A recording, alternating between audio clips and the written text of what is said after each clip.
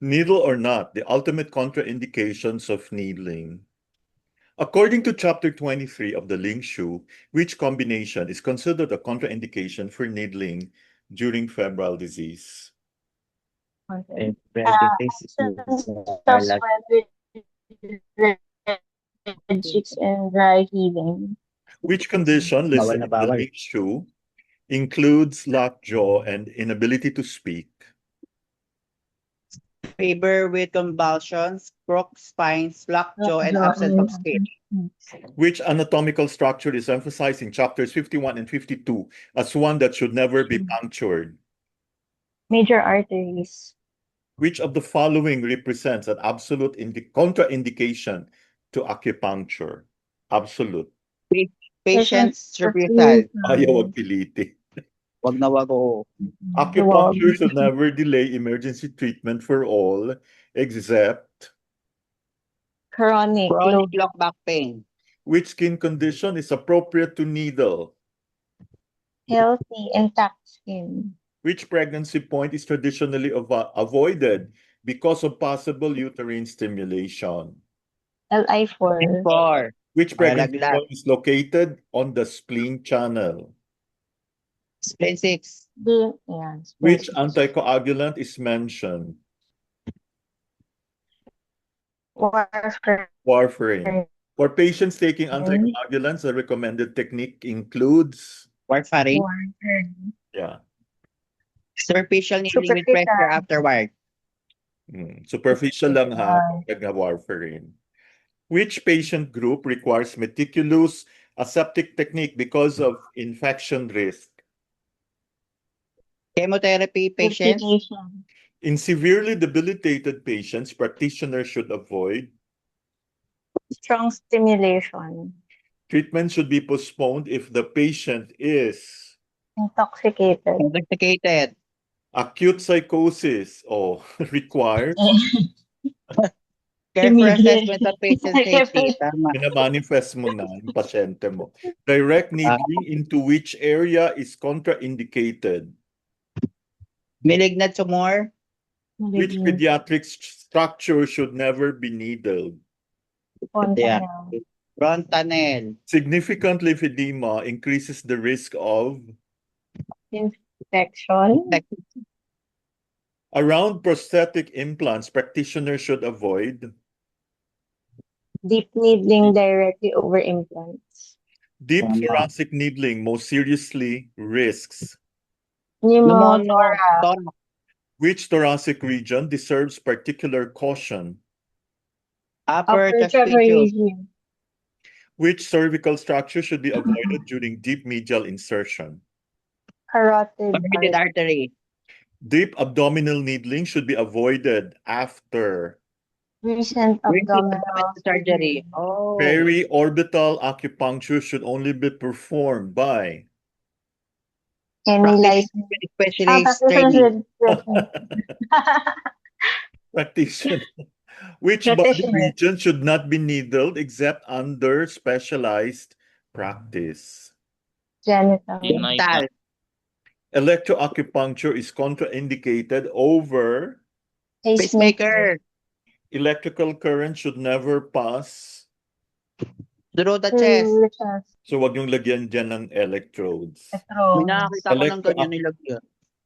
Well, good luck. Electroacupuncture over the carotid sinus may cause serious cardiovascular effect. Tama. Which neurological disorder is considered a relative contraindication for electroacupuncture? Answer. Uncontrolled seizure disorder. Seizure.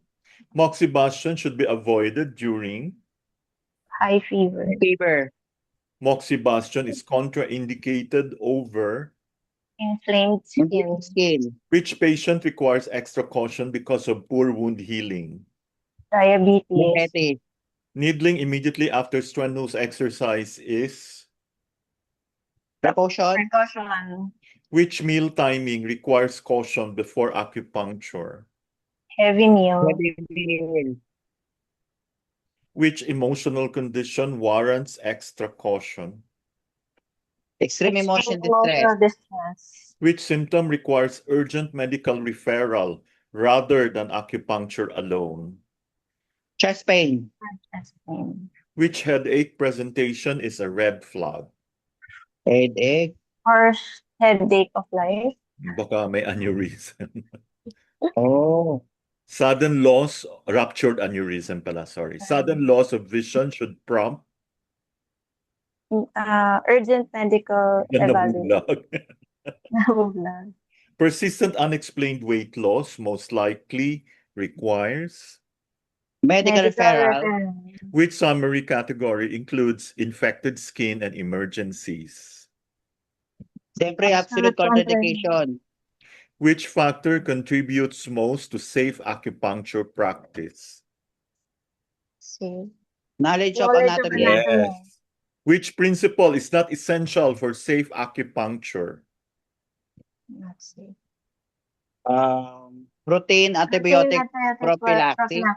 Which of the following is not traditionally avoided during pregnancy? Stomach 36. Which condition increases bleeding risk?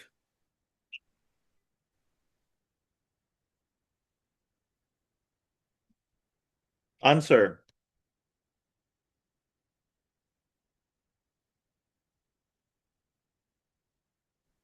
Low. What's your Wala. answer? Thrombocytopenia. Okay, low platelet count.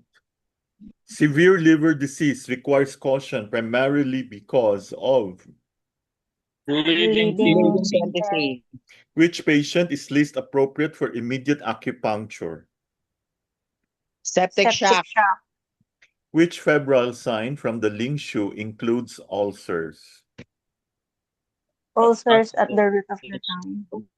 Fever in the marrow appears under which category?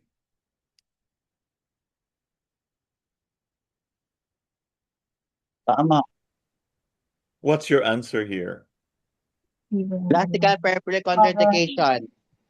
Which is Classic febrile. which is the safest modification for a frail elderly patient? Gentle technique with fewer needles. Fewer needles. Which combination is correctly matched?